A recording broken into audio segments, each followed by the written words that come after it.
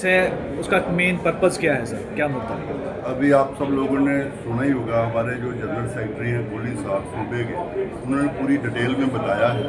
ख़ास तौर पर हम ये कहना चाहते हैं कि जितने अभी हम खड़े हैं इधर फ्लड कंट्रोल के कंट्रैक्टर्स हैं, हमने को 30-40 साल से जहाँ से हम काम कर रहे हैं। अब नई से नई कंडीशनें लगने जा रही हैं। कल परसों हम चीफ इंजीनियर जो PH इरीगेशन रावी तभी देख लीजिए, 7-8 है, एक ही चीफ इंजीनियर साहब हैं, उनके पास गए हम, उनसे हमने रिक्वेस्ट की कि जो आप जो कंडीशनर लगा रहे हो, बरसात 15 जून से गवर्नमेंट इसकी एडवाइजरी बोलती है कि शुरू हो गई है और 15 सितंबर तक ये बरसात है, बट ये बोलते हैं कि आपको अगस्त में काम कंप्लीट करके देने होंगे।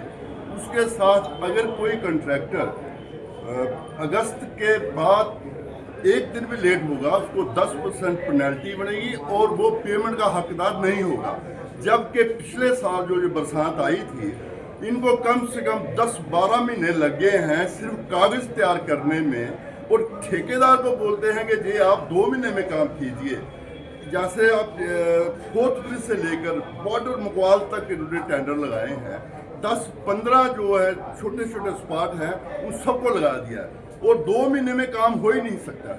इसके पहले भी 2018-19 के हमारे कंट्रैक्टरों ने जो फ्लड कंट्रोल जम्मू में काम किया है, उन्होंने पैसे लेने हैं, चाहे वो नवाड हो, चाहे एक एग नाला की स्कीम थी, तो उसी को भी इन्होंने क्या किया कि 25 करोड़ रुपए की वो स्कीम तैयार हुई, 5 करोड़ जो है स्टेट शेयर हमारी गवर्नमेंट ने दिया। उसके बाद इन्होंने 25 करोड़ के ही पूरे टेंडर लगा दिए। अब ये हमें पूछते हैं कि जब स्कीम पास नहीं थी तो आपने टेंडर काम कैसे किया?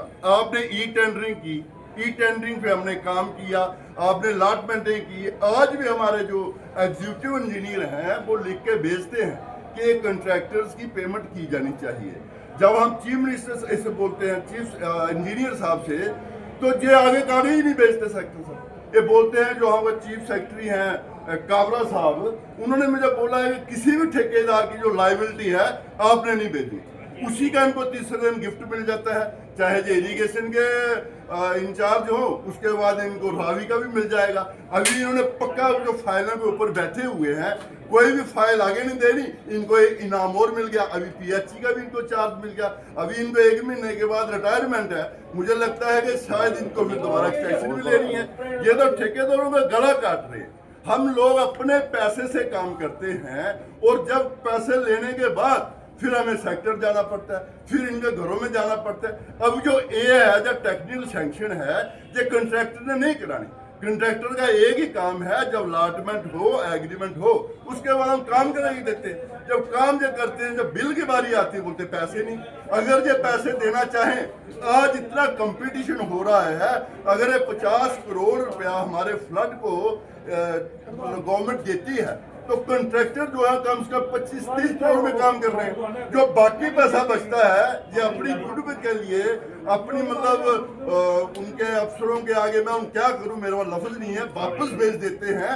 अगर यही पैसे जो बचे हैं, ये उधर बात करें कि ये पेमेंट जो है हम कंट्रैक्टर को दे सकते हैं, लेकिन ये देना नहीं चाहते।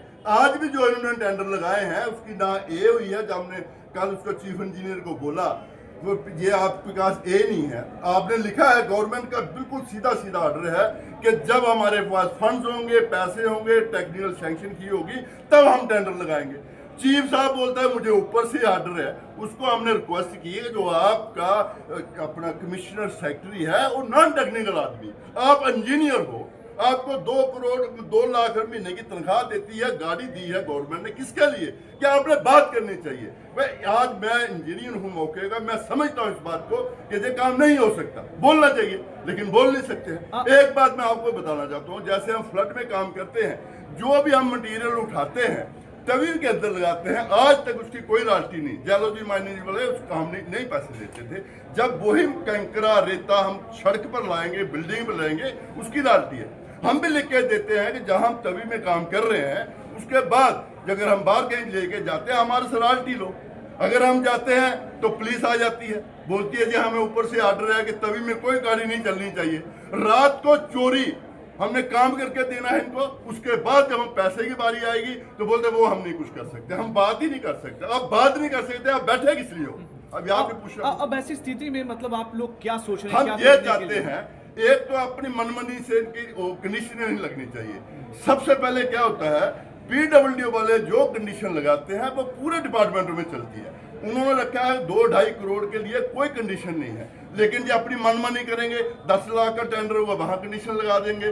सीडीआर एक्स्ट्रा दो, इनको 10% डिपॉजिट तब देंगे जब आपका 1 साल का काम मतलब डैमेज होगा तो आप जिम्मेवार हैं। आप बताइए, पिछले फ्लड ये 2014 में बड़े से बड़े फ्लड आए और बड़े पुल बह गए थे, और आज जो क्रेट है जो टेम्पररी है, जो परमानेंट नहीं है, लेकिन आज हम क्रेट डालेंगे तो दैट मीन वो अपना काम कंप्लीट हो गया।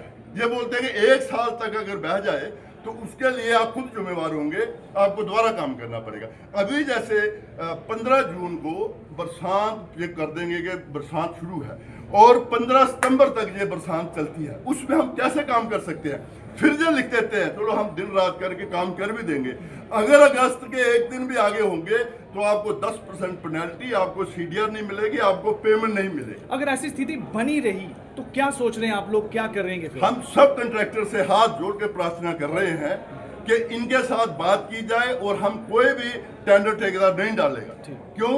जब तक काम हम करते हैं, मंत्री जी भी आते हैं, वो भी रेवन काटते हैं, चले जाते हैं, लेकिन पूछता कोई नहीं कि आप लोगों की पेमेंट हुई कि नहीं। अब सब कंट्रैक्टर्स ने जो रिक्वेस्ट अपना मशवरा कर रहे थे कि बहुत जल्दी हम एलजी साहब से टाइम लेने वाले हैं, आने हमारे अपने चीफ मिनिस्टर साहब हमसे टाइम लेने वाले हैं, हम कंट्रैक्टर उनसे बात करेंगे। Okay, thank you.